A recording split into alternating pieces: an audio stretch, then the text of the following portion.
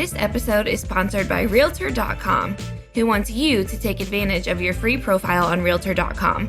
By claiming and completing your free profile, adding a photo, and all of the information that puts you head and shoulders above the competition, you're on your way to receiving free leads, helping search engines find you, and staying top of mind with past clients. To learn more about claiming your free profile, go to Realtor.com/profile.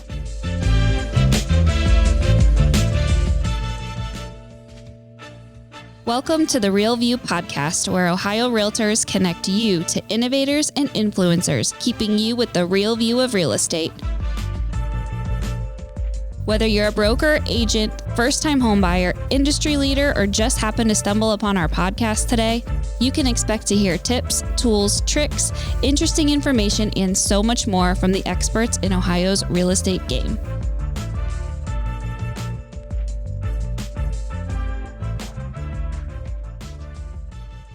Hi, everyone. Welcome back to the Real View podcast. I am your host, Allison Wiley. Joining me today is our special guest, Jessica Stone. She is a Washington-based news anchor and correspondent who covers the intersection of politics and business around the world. She has quite the extensive career and resume and has done some pretty cool things. And she is going to bring to us today a little bit more about herself, her perspective, and how realtors fit into this global world economy, business, political life that we are all living in. So Jessica, welcome onto the show. I'm so happy to have you. It's good to be here. Before we get started on today's show, I have to ask our signature question that I ask all of the guests who join me on the Real View podcast. I would like to know, what is the best view that you've ever seen? Well, I'm sorry to say it's not inside the United States. It's a cross between Capri and the Hindu Kush Mountains in Afghanistan. Oh, love that. Very cool. And I figured you would have a really cool answer to this because your travels, you've been all over the place. So no, I love hearing that. I want to hear more about you, what you do, how you got started as a journalist. Was this always something you knew that you wanted to do? Share with us a little bit about your career story and background. So I wanted to be a Broadway actress until 16, when I was fortunate enough to get enough opportunities to do some basic stage work at my high school. And I realized I don't want to be someone else in front of people. I want to be me in front of people. And I happened to have had a very great composition teacher in high school who really drove me to think more about politics and economics and current events. And those two things kind of just came together and resulted in me, trying out the broadcast journalism thing, and it took off. And I've been doing it since college, actually in college, radio, TV, more recently doing more writing for the web as well. And my turn internationally kind of came out of necessity. I came to DC in 2007 with nothing and just started knocking on doors and looked for freelance work. Did a bunch of local stuff, did some national stuff. And then the war in Afghanistan, we had already been at war, obviously, since 9/11. But the 2009 was the evaluation by the Obama administration of what was going on. Should we keep troops? Should we escalate troops? And I thought it would be a great time to send myself to Afghanistan. And that began the turn to more international stories. But I studied in France and loved being in France and loved the international context back in college. So it was sort of like a return in some ways to just being more globally aware. That's so cool. And I love all of your travels, and you've covered, some major important events that has happened in U.S. history. And you mentioned covering the war in Afghanistan. You covered the White House in 2016 in the midst of the election there. What was it like being involved in these crazy times that we went through, and you were right thrown into the heart of it all? What was that like, and what was your experience with that? Covering the Trump White House was, I guess I'm talking about post-election, but covering the Trump White House was wild, especially for an international broadcaster. I worked for Chinese media at the time, and they just had a very open door policy. They didn't really know yet at the very beginning days, like what part of the White House should be off limits, what should be on limits, where the journalists should go. And so there's just really this organic, very open posture that they had. And of course, that resulted in all of the leaks. Everybody talked to the media. A lot of people turned to the media. But it was great to be on the receiving end of that information. And it began a really crazy because every day you were watching your tweets and waiting to see what was going to drive the news cycle. Exhausting. A lot of the reporters that were on that beat I've since moved on to other little bit quieter beats or stayed on because the Biden administration functions very differently. So it was pretty crazy. And I know one of the things you've done in your career, and you mentioned a little bit, is just the traveling and being around different cultures and spending time different places. Talk to us a little bit about what that was like and what you've learned, how us as Americans can deal with different cultures. And you kind of have a different side of things. You were in the foreign country, but we deal with so many people moving into our communities as realtors that we are dealing with those people that are coming in from different countries and they're in a foreign country. So you have a unique perspective that I'm interested to hear kind of from your side of things. It's become a real passion point. So I would say my kind of interest in cross-cultural stuff began in probably just growing up in a bi-religious household. And both my parents share the same faith now, but they grew up in very different faith backgrounds. They brought us up all over the country. So there was a lot of adjusting for culture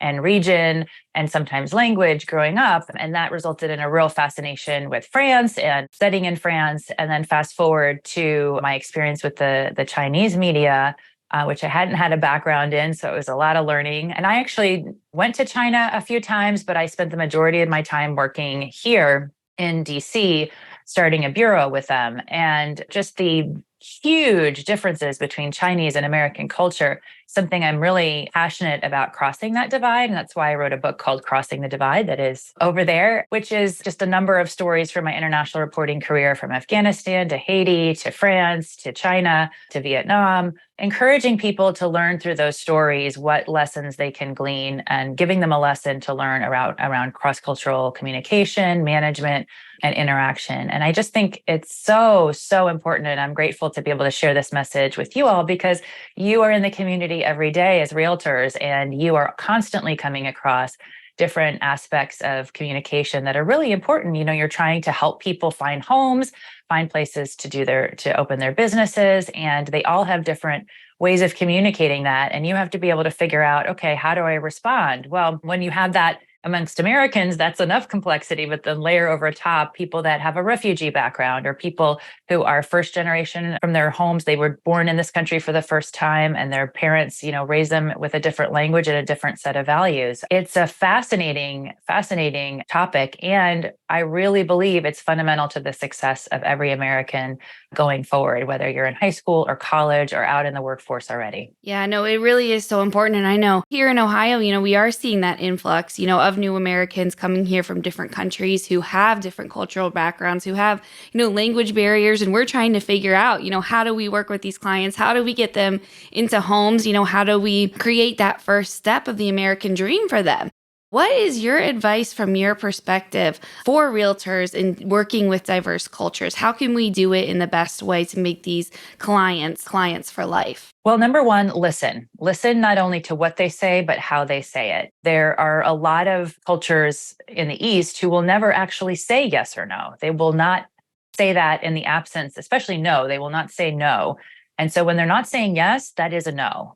And you need to read between the lines. So there's this real continuum of communication from direct to indirect. In the West, we tend to be more direct. In the East, we tend to be more indirect. Every country is on that continuum. That's a really important skill, and before reacting, retracting, observing, thinking, and then acting, which is the acronym ROTA. I highly recommend that. I also really recommend understanding that cultural iceberg where the visible things are things that you can readily know about a person when you get that first inquiry, but then building the relationship, talking to them about the businesses in their family, how they spend money, how they treat authority. You can get at that by just learning their family story. I think that's really critical cross-culturally because respect for authority and interaction, some of them are going to come to you and think of you as the authority, and that will shape how they communicate with you and how much deference you get. So you'll have to reciprocate the deference sometimes. And I'm sure you're already calibrating for that. Some people are more casual. They think of you as a friend. Some people are really formal, but that will also cross paths with some of the cultures that you deal with.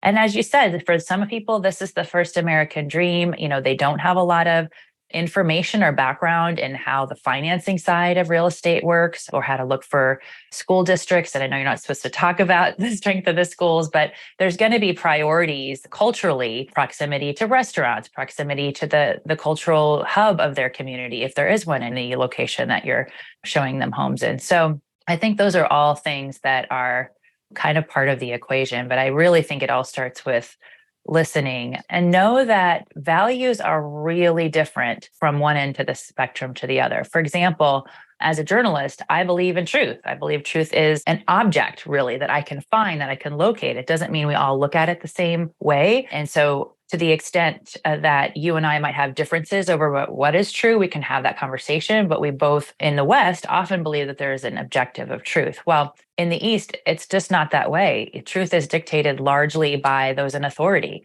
And so you'll find that that shapes too your interactions with people cross-culturally. And when I say the East, we're not just talking the Far East, China and Vietnam, but it could come as close as the Middle East, where you'll see some differences about what truth is, and how you find it and how you define it. So for me, that's been a real eye-opener. I mean, I spent 8 years working in that context with a very multicultural context, not only Chinese, but Japanese, Korean, Brazilian, Portuguese-speaking Americans, French-speaking Americans, and French-speaking Brits, and Haitians, and all kinds of different people. You really begin to look for what you have in common. And sometimes all you have in common is a goal. And that's something you can focus on as well. You have a goal to serve the person or the family that you're working with to the utmost and find them what they're looking for.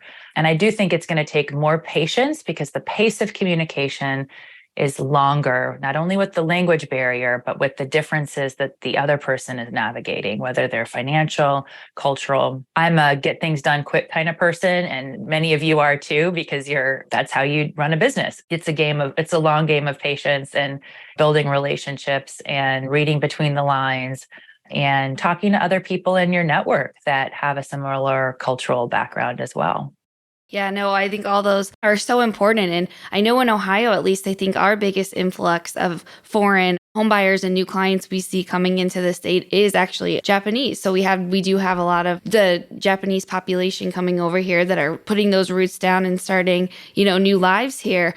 And I like that you mentioned, the time, because I think that's one of the things that exists too, is that Americans were so in a rush all the time. And I feel like we're like, and you could probably attest to this better than I can, but in America, we're so rushed. We're so like constantly on the go. And if you don't respond to an email in like 5 minutes, you're like falling behind. But that's not the case, when it sounds like from what you're saying, when you deal with clients that come from elsewhere, is that they move at such a different pace than us. I mean, that's just another one of those differences, right? Yeah, and I think that's more common in Latin cultures. But the thing that's interesting about Japanese is they have a really interesting decision-making mechanism corporately that I think is worth sharing, which is they combined hierarchical decision-making with corporate decision-making. So they have something, and I can't remember the name right now, but it's almost like if you were to look at like a bubble and then push it up, a bubble, then push it up. And what that results in is they seek buy-in from everybody, and then they push it up a level, then buy-in from everybody, then they push it up a level. So there's less of a sense of a dictation, which is what you would see in a Chinese decision-making setup. And so the idea is that they're getting buy-in from everybody, so that the whole company, or maybe in this case, the whole business that you're working with, or the whole family, has buy-in. Now, I can't attest to whether everyone runs their families like that with a Japanese background, but I think it's worth noting that consensus is huge. I mean, anywhere Confucius or Confucianism has been spread, primarily in the Southeast and the East of Asia, is a place that seeks, these are people who seek harmony. They don't like open confrontation. That's why they need you to do the negotiation. They may not be comfortable with going back and forth, and they may need, in terms of negotiating a deal, and they might want more support. I mean, that's obviously person and people specific, but yeah, I was really fascinated to read the Japanese mechanism, because having been under Chinese decision-making for so long, I was struck by the fact that there wasn't always buy-in, but that there was still a desire for harmony, whereas the Japanese had this mechanism to create both. I mean, I'm sure it doesn't work perfectly all the time, but it's an interesting difference. Yeah, no, that's very interesting. And I love too what you mentioned about just the truth and the importance of reporting that in the work that, you do as a journalist. There's been so much going on with just, how in America we're reporting, on things in the news, and how we're being fair and transparent.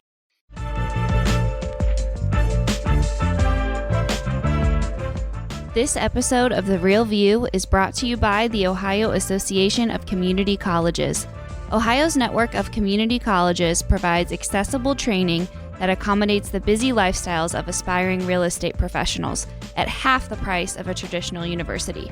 With convenient locations in every part of the state, as well as online options, Ohio's community colleges are your smart choice for pre-licensing education. For more details or to start the journey to a real estate career, visit the education page at ohiorealtors.org and then click on the pre-license course locations. Home sellers can be sued by buyers, even if they did nothing wrong. When a seller gets sued, so does their agent and broker. And that's just not fair. Home sale lawsuits don't happen on every transaction, but when they do, they can be devastating. Seller's Shield is so proactive, we resolve 94% of our clients' disputes before they become a formal suit, keeping everyone out of the courtroom. Protect yourself with Seller's Shield and get the peace of mind you deserve. How do you think we best ensure that journalism stays strong and stays fair and stays transparent? That's one of those impossible to put a price tag on questions. If I had that answer, I'd be wealthy beyond measure.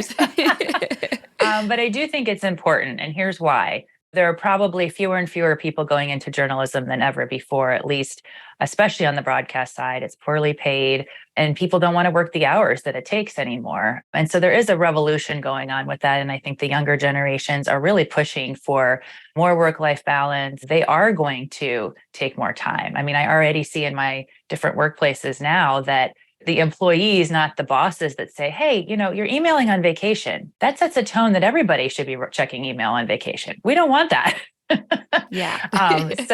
But here's why journalism and the search for truth is so fundamental to our democracy. Our democracy is a democratic republic, right? It's not just a wild sort of open, everybody, one person, one vote, everybody gets to vote. But we do have that, but we have a democratic republic. So we have representative democracy. And that's what keeps a little bit more order to our system than traditional Greece. Journalism is in the Constitution. It's in the First Amendment.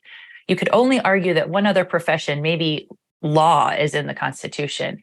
And to the extent that the fourth estate, right, the nickname for the media, is failing to hold the powerful accountable, then we're going to have much more chaos. We're going to have rightfully more protests, more search for accountability when we are falling down on the job. And I think social media has just upended journalism. It has made it much more reactionary, much more about getting the headline and not the facts, because it is a profit-motivated business now.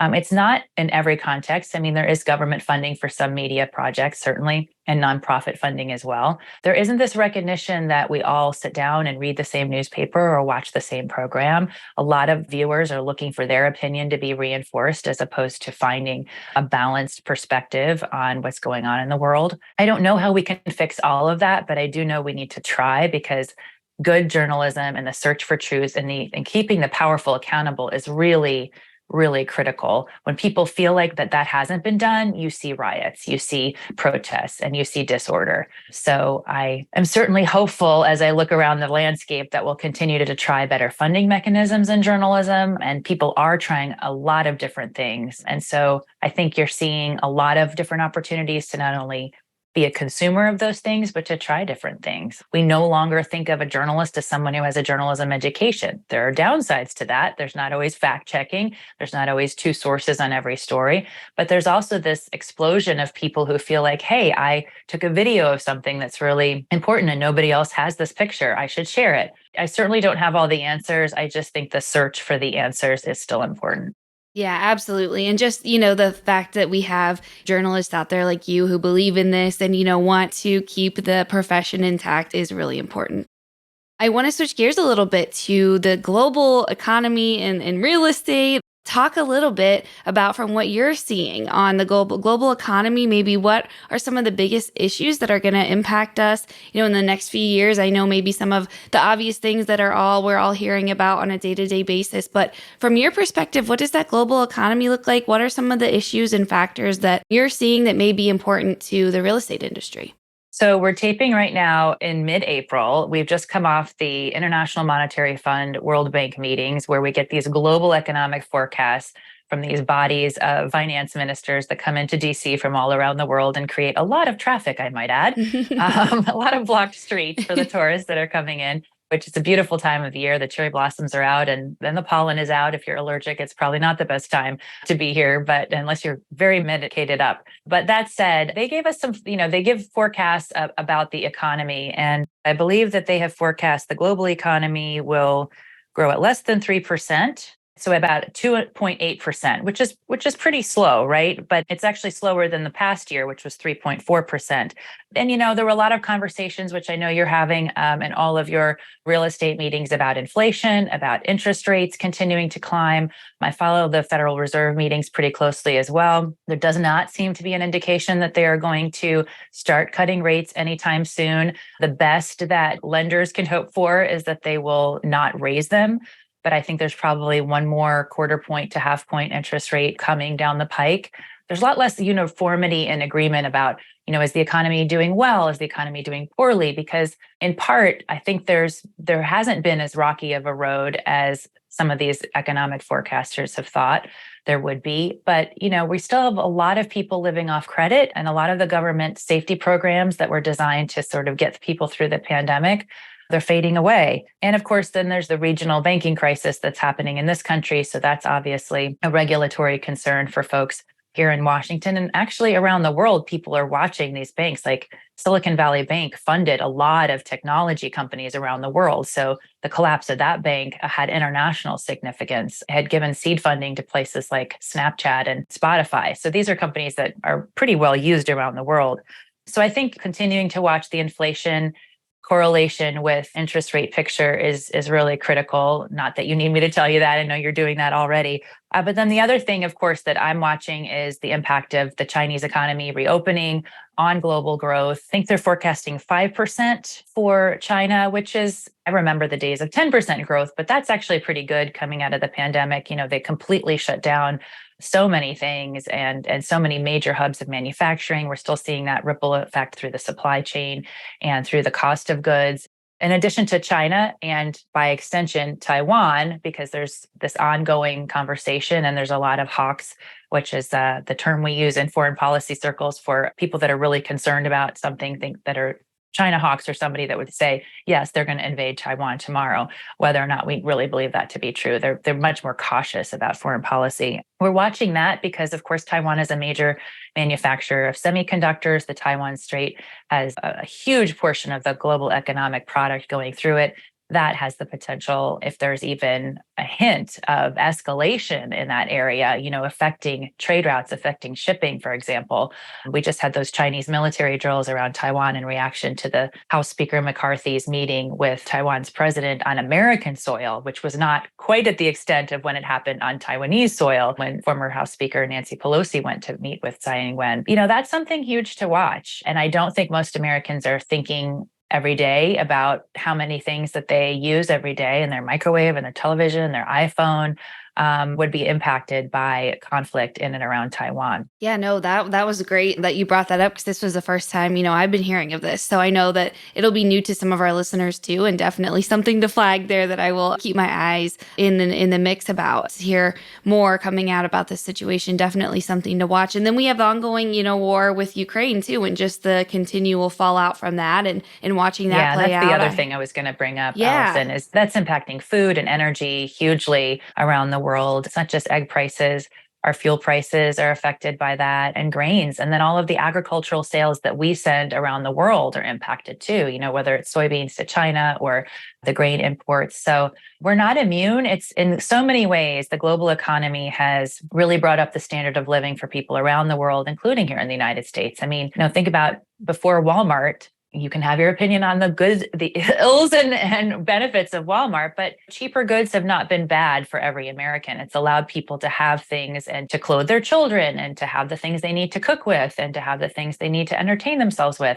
But the downside is we're so interconnected that one place can impact a lot of things. And it's led to, as many people in Ohio are all too familiar with, it's led to the outsourcing of a lot of American manufacturing, which is something I'm excited to see American policy now turning around. I know you've got a semiconductor plant coming into Ohio, so please invite me to come see it. Yes. I can't wait. Come visit. It's just like 20 minutes away from our Oh, office. cool. So, yeah, Well, come. that's a great opportunity for realtors, I'm sure, because the kinds of jobs that that's going to create once it's constructed. I mean, these are high-level science and technology jobs, really exciting for the community. Yeah, something we're excited about too. And just that makes this conversation, just that much more relevant. We're going to have so many new people coming in here from all over the place, from new backgrounds, that really unprecedented for Ohio. So it's very important in timely Hey, don't sell conversation. yourself short. You're the hub of all of the supply chains in many ways. I mean, I've done stories in Ohio about the train tracks always go through all of the shipping, the truck shipping.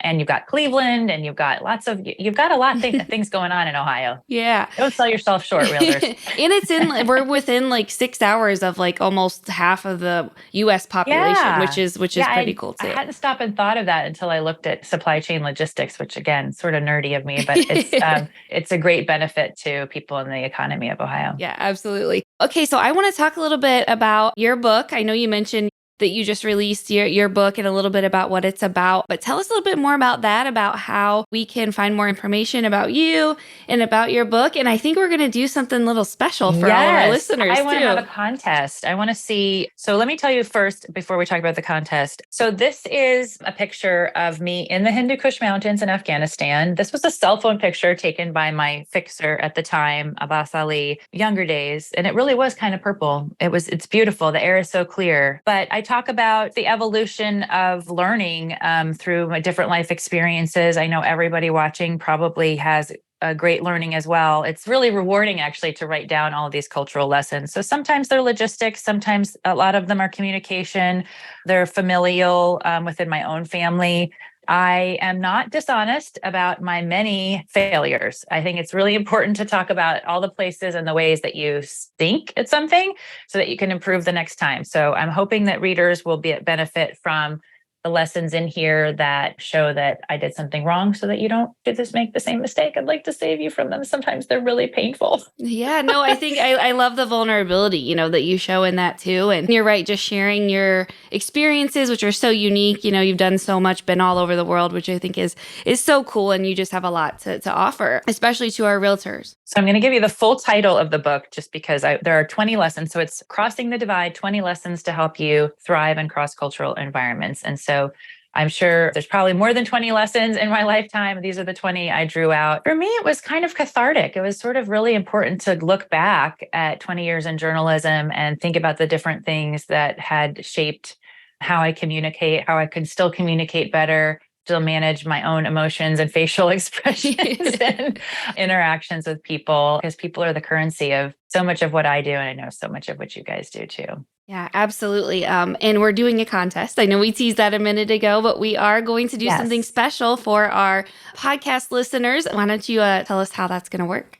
Okay, so thank you for partnering with me on this, Allison. I have 3 books to give away to the first 3 people that reach out to Allison through her email address, and she'll give it to you with a story of how you had an intercultural client or situation as you were on the job. And the more vivid, the more vulnerable, the better. But I think she's going to take the first 3 people that email her with hopefully a very interesting story that maybe we can have her share with listeners. Oh, yeah. Yeah, I like that. We'll do it. We'll read some of them on air. I like that. Yeah, you can email podcast@ohiorealtors.org. Just one email line there. Send us your stories. We want to hear. I'm excited to hear them. I'm going to be forwarding them along to Jessica, and then we will get in touch with the lucky winners. So submit those right away in this podcast and go get on your email. Tell us about your experience with those culturally diverse clients. We want to know.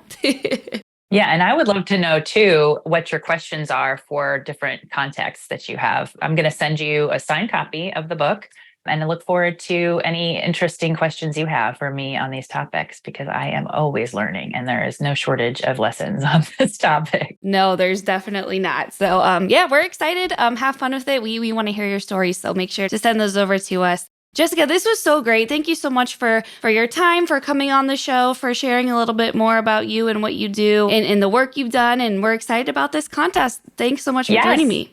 You bet. Pleasure to be here. And thanks to all of you guys for tuning in and listening. We will talk to you next week. Thank you for listening to The Real View. That wraps up today's episode. You can keep up with the latest on the podcast at ohiorealtors.org/therealview and on Apple or Google Podcasts, Spotify, or wherever you listen. Have questions, comments, or suggestions? We want to hear from you. Email us at podcast@ohiorealtors.org. We'll see you next time.